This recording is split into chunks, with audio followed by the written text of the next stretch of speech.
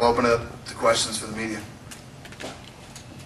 Danny, you had said just at the introduction of Rashad that you doubted Rashad, and I was just wondering if you can articulate why it was that you doubted him for so long.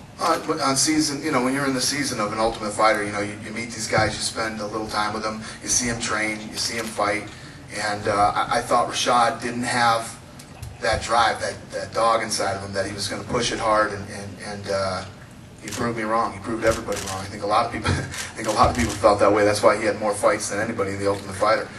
He seemed like an easy target. Guys wanted to fight him. Plus, he was a small heavyweight.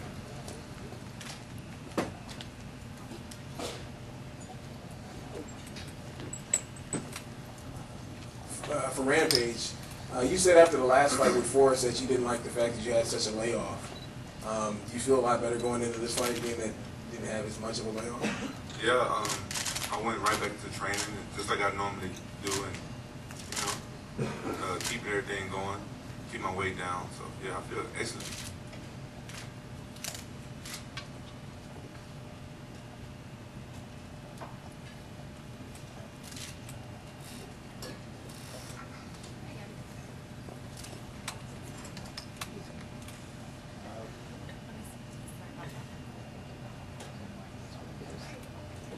Frank and Antonio, both of you have tremendous stories with what you've gone through with life-threatening situations. Obviously, things like that must change you. Those, what happened to you in the motorcycle and then the truck, are those things that stay with you? Do you think about it every day? Has it changed the way you do things? Maybe, Antonio, do you want to go first? Yeah. When I had this car accident, I was hit by a truck. I was 11 years old. That's, I think, gave me a motivation to be an athlete, But I just, have my normal life. I don't think about that. I just gave me strength to be what I am, strong fighter. I think about mine every day, but I think I was in a different situation. I had gained a lot of success in life. And a lot of it came on talent, not hard work, natural abilities, not determination. That was all taken away from me. So the fact that I got back to where I am now has nothing to do with natural ability or anything. It was through hard effort, And so I think that every day I wake up, the thought always crosses my mind. I walk past the mirror to go to the bathroom, I always think about what could have been and how frail of the knife's edge that I really was teetering on. I thank my wife that I'm here where I'm at now, because honestly I think she was the only person who still had faith in me. Everybody else had abandoned me, including myself.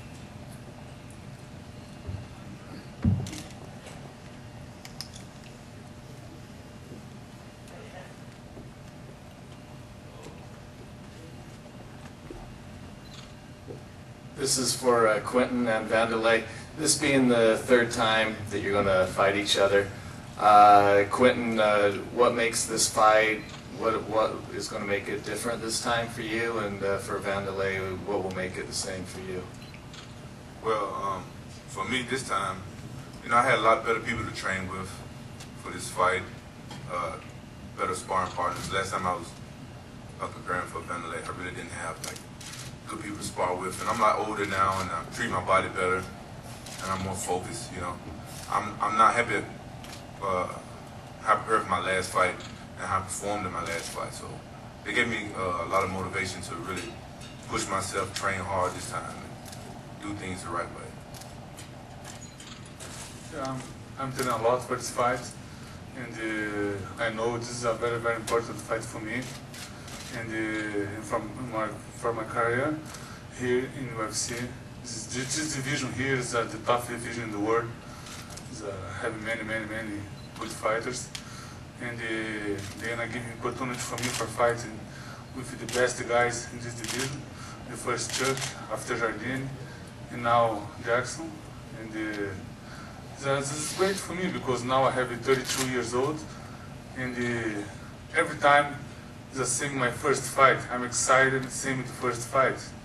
I remember before, many years before, I'm sleeping before my fights in the locker room.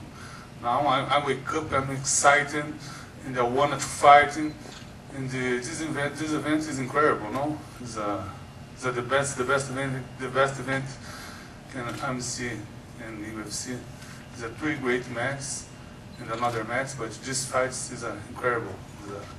The fans go to enjoy a lot this event again.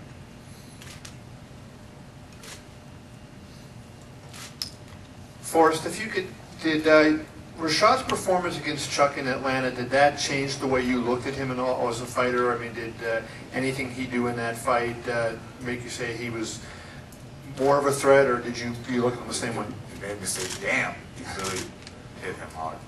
I should really watch out for that. Apparently he's got some power in his hands.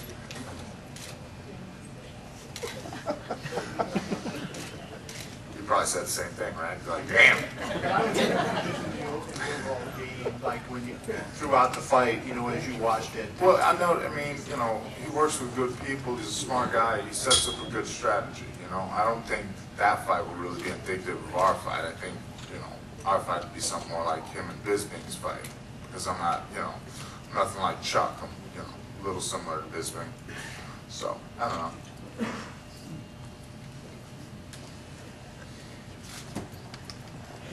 Again, for Frank and Antonio, if we can, I guess, try and forget that Dana's in the room here. When you're coach of The Ultimate Fighter, it takes you out of the scheme of things for quite a while because of the show and the delay and everything. Can you talk a little bit? Did that affect you? Did it bother you? Has it been okay?